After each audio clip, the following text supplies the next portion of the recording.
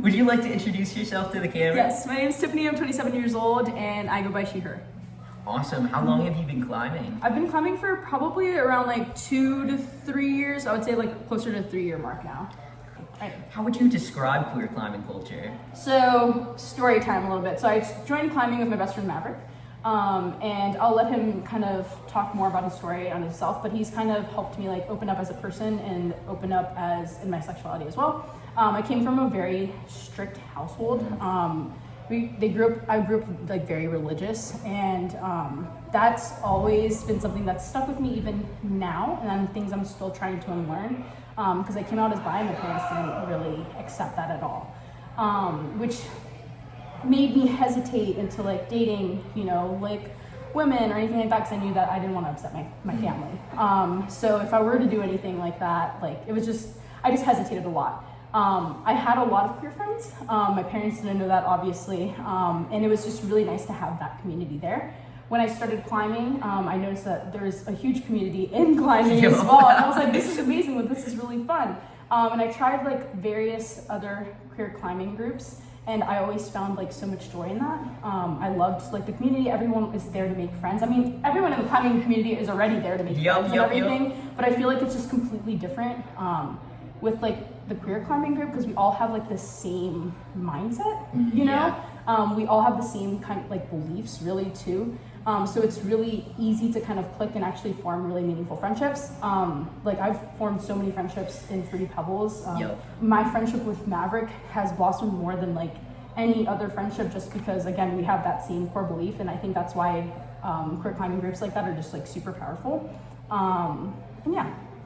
All right, and you mentioned beliefs. Could you want to elaborate on that a little bit? Yeah, so a big thing that I found is that a lot of times, like, we're basically with the queer climbing groups, that's like your chosen family. You choose these people, which I think is very intentional with showing up, being there, like being present, getting to know other people, being inclusive, trying to make sure everyone's feeling included. Like with Fruity Pebbles, when I'm running it, like it's super easy to kind of like run it, because everybody's just kind of introducing themselves to another person. They'll be like, hey Tiffany, there's like a new person over here, and stuff like that. So that's always been really nice, because I don't feel like I have to constantly give everyone attention, which I still do want to do, because I want everybody to feel very included, but I feel like the rest of the group kind of does that. Affirmation over ego is a huge thing. I feel like a lot of people in climbing sometimes get lost in like chasing the grade and stuff like that, and I feel like with again, I'm talking a lot about Fruity Pebbles just because that's the group that He's the head of Fruity Pebbles.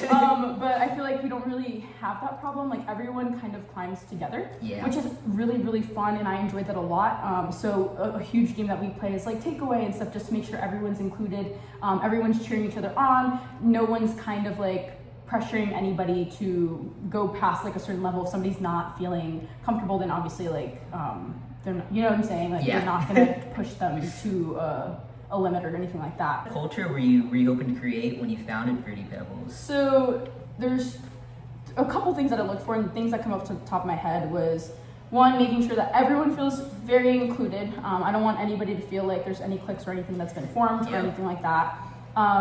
Two, I wanted to create like an atmosphere where people aren't scared to be like, for me, like a mediocre climber or a beginner climber. You know what I'm saying? Like anybody can come. Like even if you haven't, exactly. Even somebody that hasn't ever like climbed ever, they can come and like just have the community and making it accessible. Exactly. And then the last part was just, again, community is very important, I feel like, and we value that a lot.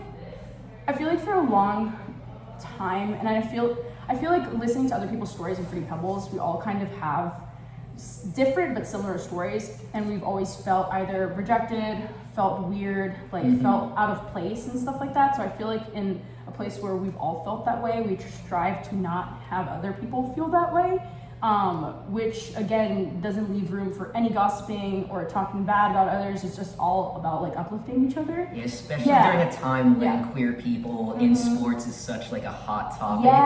Like having these communities in this culture where we're only uplifting each other is now more important than ever. Yeah, exactly. And then just like, again, from all skill levels, right? Like not being scared. Like even me, like when I would go into like the climbing gym when I first started like climbing, I was always nervous, you know? You're good. I was always nervous to just climb in front of other people, and I try my best, especially with the games and different things that we do on Fruity Pebbles, just try to eliminate that from anybody, because I don't want them to feel that way. But yeah, I think those are like the 3 top things that I really wanted to create when I was thinking of Fruity Pebbles with Maverick. But yeah. All right, would you like to introduce yourself? Yeah, I'm Maverick. I've been climbing for 3 years now. Do I just like ask her the questions or just go on? So how has climbing helped to affirm your identity? It has helped me with a lot of my confidence and just like being okay with myself in general, and having Fruity Pebbles as like a group to climb with people who are like me with. It's been amazing. Sweet. All right, who am I here with? My name is Ben. I'm a trans man. Yeah. And how long have you been climbing for? I've been climbing for about 3 or 4 years. Sweet, sweet, sweet. And why do you believe it's important to have groups like Fruity Pebbles within the climbing community? I think it's good because it kind of draws attention to the fact that they're actually involved in it. There's a lot of people who are in that culture and participating in the sport, and it gives you an opportunity to easily meet those people. Yeah, do you think it makes it more accessible to people like I us? think so. Yeah. Especially because it's like, I've seen it at a ton of different gyms, even if you go further out, just Northern Virginia. So I think that's been good to know, even in like more southern areas, I've seen them as well. That which is nice. There's always a community and culture, and I've seen, at least for me, that it's helped like bridge that gap, because climbing can be a very intimidating culture and to it enter. makes you like meet people immediately. Yeah. Thank you so much. Yeah, of course.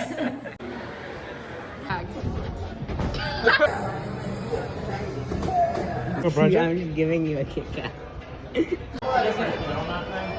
Yeah! Smile, Tori! Yeah! Look at that step.